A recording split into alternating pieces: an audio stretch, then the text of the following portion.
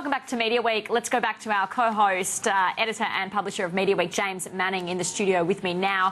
James, just want to talk about some of the news sort of making headlines in the media space this week. Kicking it off with a report that's revealed total TV and film businesses employ 46,000 people full-time. So that contributes a fair bit to the economy. Yeah, it does. Look, about $5.8 billion, in fact, and they pay a tax bill around $2 billion. So it's a pretty important part of the economy, and it's good that they can assemble all this data to, gives a focus. When the sector goes to government to argue its case on certain things, it's a good fact to put in front of politicians. Yeah, exactly. And just keep people aware of, this sector does contribute. Yeah, OK. And we've seen some moves as well in executive sort of changes with Marie Claire, who's taking over the top spot. Yeah, look, Jackie Frank was announced last year she was to go into a group publisher role, so the fashion magazines and the health titles are Pacific magazines. They said they'd be looking for a replacement. I've got a feeling they might have known quite a while ago who was going to do it. Nikki Brigger is moving across from Who magazine, so she's getting off weeklies back into monthlies. She used to do In Style magazine years ago, so she's back on a monthly title. But I think they probably had to go through and just make sure she'd be the best candidate for the job, and there was certainly no problem in choosing her. Yeah, and a new editor-in-chief as well for that MX magazine. That sort of, see people reading it on the trains, very successful for News Corp, free daily. Along the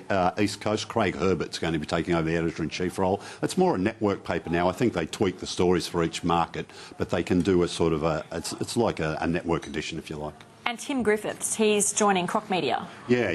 Sales executive there. About a team of, I think it's around about a dozen salespeople at Croc Media. It's a big syndicator of radio content. He's moving across from, he's been working for Southern Cross Austereo. Now, I've been talking about the Huffington Post a little bit, the launch of the Australian edition, and Fairfax Media has successfully negotiated a JV. Yeah, look, I think a few of the major players put up their hands and said, look, we'd like to talk about this, because it's been a vogue, haven't it? Everybody, any big media players, they want to come and do an Australian edition of it, if you like. We've seen it, with the Mail Online and BuzzFeed, everybody's doing it. Whether there's whether it's going to be a big financial windfall for Fairfax Media, who've been able to negotiate an agreement with Ariana Huffington and the owners of the HuffPost, remains to be seen, but they're going to be launching later this year.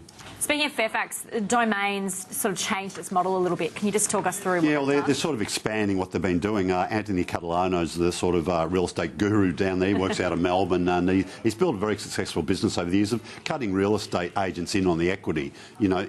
You get their advertising if they're getting a share of the money you make off them, if you like. So it makes sense. You've got to give away equity, but it really secures your content, which is their ads. So it's a bit of a no-brainer. He's done very well building businesses over the years. He's moving back into Fairfax, which is good news for Fairfax, and they're going to expand that, particularly into New South Wales, where they're sort of at war, if you like, with REA. Yeah, it makes sense. Now, speaking of online, Twitter as well, expecting some big traffic for the Cricket World Cup, and it's been consulting with a few different people about how to get the viewers. Yeah, look, for TV, there's a couple of things there. So, big sporting events are always big traffic drives for Twitter. We saw the World Cup last year, fantastic numbers they get, and they're really hoping to promote that. They're offering a lot of sort of content, a lot of way to keep track of any game that's on. You can just click into that Twitter stream and you'll get all sorts of information. And they've had an executive out here from the US, and they're really talking to the channels about how broadcasters can use Twitter to increase the ratings. They're saying stuff like people on Twitter are less likely to change the channel.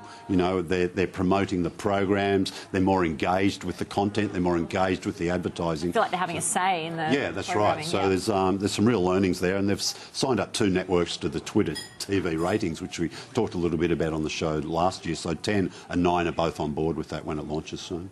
All right, well, let's take a look at ratings. Speaking of ratings, for week 6, kicking it off with Free to Air. Yeah, the men's final, the last match of the Australian Open there, did great business for 7, up a little bit year on year at the top. My Kitchen Rules still doing well for 7. Yeah, look, this was the last week of summer survey, so they were the first 3 episodes, and they're just looking at a set of pattern which looks like it's going to follow. It's been the last 6 years, I think we're into now, where the show's dominated up until Easter. Yeah, interesting to turn the page as well to see 10 make it in there. Yeah, look, I'm a Celebrity. They split that opening night into 2 parts. we're probably not going to see in the top 10 for a few weeks now, Ingrid, but I won't say it'll never be back, so it could sort of take off a little bit as it gets closer to the finish. Yeah, okay, interesting. All right, let's take a look at subscription television ratings now, and there you have it. Yeah, look, NRL, I mentioned it briefly last week, top two things there. God, we're still first half of February, aren't we? And it's already NRL's doing great business there. Yeah, that's not just sport. You can also see Selling Houses Australia in there as well. Rounding out the top 10 as well, just taking a look. Yeah, movie there, The Wolf of Wall Street, great film, Ingrid. There you have it, James. And The Flash as well, and also some sport, of course, in there. Well, let's talk television as well, because we've had 10 Network. They had a bit of a function for Sandra Sully, and some interesting sort of news came out of that. Yeah, look, they've been celebrating her time at the network. She's been there a long time as a newsreader, you know, a couple of late night news. She's now reading the news there for Sydney on weekdays at 5 p.m, doing very well. She spoke at the function and emphasised, look, we win that hour, not just in Sydney, all around the country, you know. It's not quite in prime time, but it's very critical for the channel.